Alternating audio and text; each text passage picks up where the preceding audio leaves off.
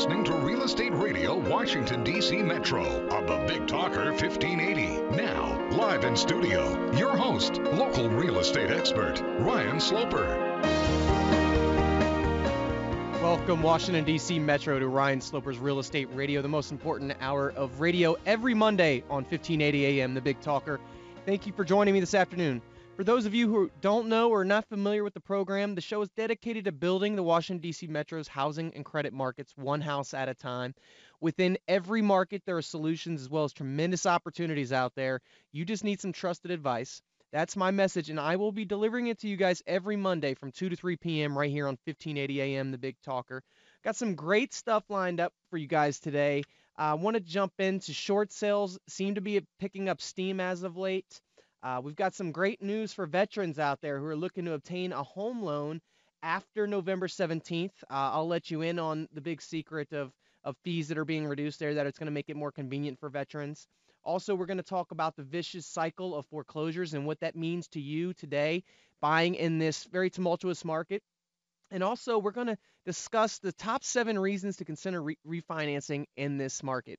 Joining me on our panel today to discuss these topics, as well as what happened in the market last week, is Louis Cammarosano, who is the general manager of HomeGain.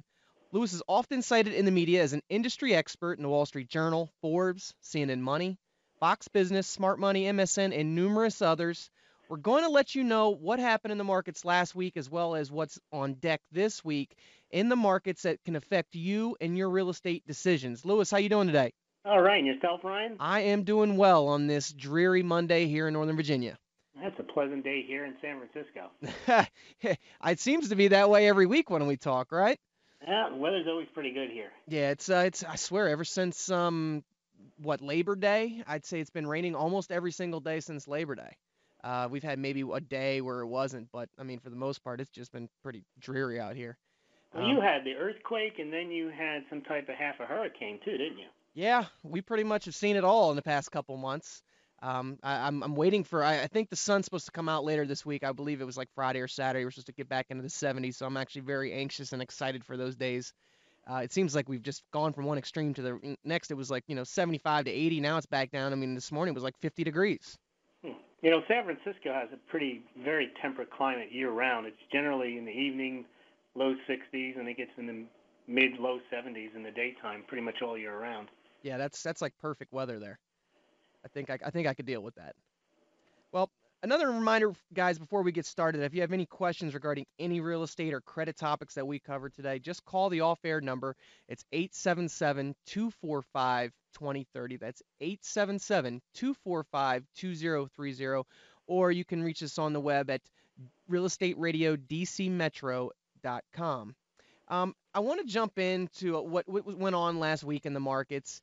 This segment was brought to you by HomeGain. HomeGain is the place to get you started buying or selling a home, finding a realtor, and getting real estate questions answered. So go to homegain.com today to see what I'm talking about. All you have to do is type in your home address, and you'll get an instant free estimate of your home's value online. It's a great way to monitor your home's value, and it's totally free. So check that out today at homegain.com. Overall, last week, mortgage rates continued their record lows. And the big takeaway, in the middle of all of this difficulty that's going on as far as unemployment and all that, the one, pleasant thing that just seems to be here week after week is the low interest rates, Louis. It seems like everything else is so negative. The one positive, it seemed, for the last couple months that we've been talking about is these historically low interest rates. I know that, just from the hundreds of people that I've been talking to over the last couple months, that, the low interest rates is really what is driving the market in the DC metro area. We have a very low inventory of houses and rentals, and I think the major component and reasoning why that's the case is the low interest rates. People are now finding that it is cheaper to potentially buy a home than rent in most areas of the DC metro area. And it's actually becoming more and more common throughout the country, Louis. I'm sure you've talked to a lot of agents as well, but you're seeing that probably in Florida, Arizona, and a lot of those areas that it makes complete sense to purchase a home versus renting when you have the cost of home ownership at an all-time low. Low interest rates are definitely good for the housing market. They don't seem to have helped the general economy. No. But right now, you're right. If you've got that low ratio where you can purchase a home and do better than renting and know that you're locking in a fixed rate mortgage, knowing that your cost of living isn't going to go up because you've locked in a long-term mortgage. Makes sense to buy a home, even if the home price might drift down a bit. Yeah, because I mean, when you ultimately look at what the biggest cost of buying a home, it's the finance charges that are involved. And when you can really lock in a super low rate somewhere in the 4% range, depending upon your qualifications, um, you're securing your basically your housing payments Yeah, for your largest expense. your largest expense, right? That your average American has, and for a 30-year period. Especially if many people believe, as you and I do, that the cost of living is going to go higher because of increased inflation in the coming years, and therefore your cost of rent will go up as well. At least you've nailed down that cost. And you can kind of not necessarily worry so much about the value of your home because you're living in it and you're getting a good deal on your living expense. Yeah, and it's interesting, Louis, because on one side of the spectrum, I have a lot of people that are listening, a lot of listeners that are saying, yeah, we recognize that now is the time we should be jumping in with 2 feet because especially we're looking at what the rentals are out there. That's $2,000 a month on this rental, but yet you're telling me, I can buy a house for $1,800 or less with a similar style property. And then you have other people that are still thinking that these interest rates are going to go down to like 3% and that they want to hold out because they feel that home values are going to drop further. Now, while I do on a national spectrum think that overall the house prices are going to come down in the DC metro area, I don't have that same thought. I do think that home prices are going to continue to increase in the DC metro area for the foreseeable future as long as these interest rates stay low, which Fed Chair Ben Bernanke has basically came out with the commentary that we will remain in this low interest rate environment through 2013. But Ryan, even if home prices do drop, I think people they have to get over the concept that they're going to flip their home for a profit. If they view it as we just talked about, lowering your housing costs, that's really the best way to look at it. Yeah, and I think a lot of it too has to do with like the so-called sticker shock of what they're used to seeing maybe a $300,000 or $400,000 home mortgage payment being is not necessarily what it is now. But a lot of people haven't really investigated further to find out what that actual mortgage payment is. They see the price of the house, yep, and they're worried about it going down, and then they're also looking at interest rates, and they're trying to time the market to see if they'll go further down because nobody wants to overpay for a house and get a mortgage that is too high an interest rate. Yeah, and I've said numerous times, Louis, that like I said, if there was still stated income loans where I was able to take 4 and 5 and 6 loans out right now, I'd be doing so. Because you know what, if I could take out a stated income loan and have that be slightly higher than the going rate of 4%, maybe I could get it at still 5. I would still take that all day long, wouldn't you?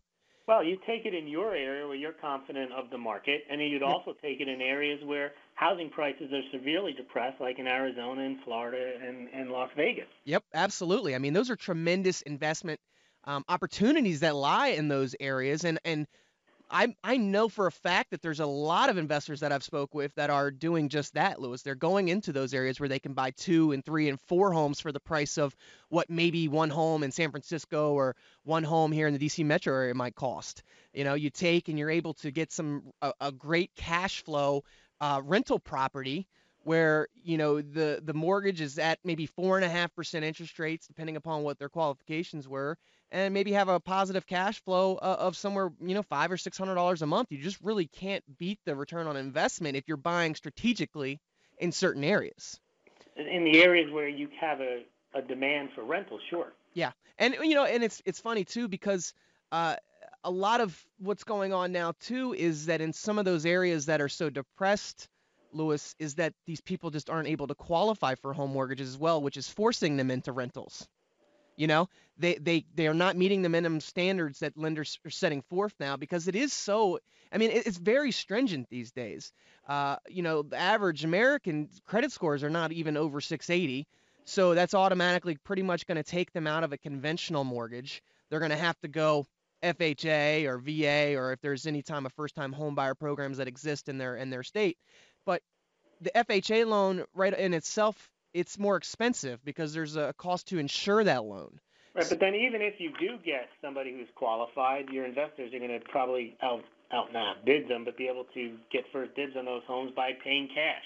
Absolutely. And I've heard numerous examples lately of investors that are putting in cash offers that might be $10,000 less than a first-time home buyer that's getting financed for an FHA loan, and the bank and or sellers choosing to take the cash, What which that does then, it puts that house now into the rental market and reduces the supply of homes to buy. exactly. And it's really it's bad that that's taking place, but I would think that especially for banks, you would really give the incentive to somebody that's going to live it in as their primary residence, but they're not doing that. Not only are they letting these properties sit on the market, these foreclosures, for a year, year and a half, 2, 3 years, then after they sit on the market that long, they know that there's going to be a problem with somebody obtaining a loan because most of the time there's going to be something structural wrong with the house. The inside of it's going to be messed up, so it won't meet the minimum standards for an FHA loan. Well, hello, banks. You shouldn't let it go that far. Typically, you can send out that first notice of default after 60, 90 days. You need to move on these properties. But we all know, and this has been going on for some time now, that the banks have to pad their basically their accounting.